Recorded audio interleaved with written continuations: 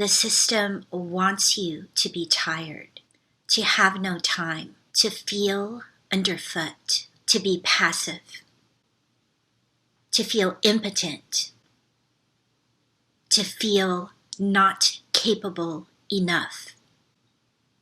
It wants you to be grateful for scraps.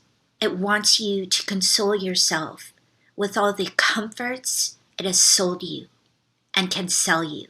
Our first world comforts are our golden handcuffs.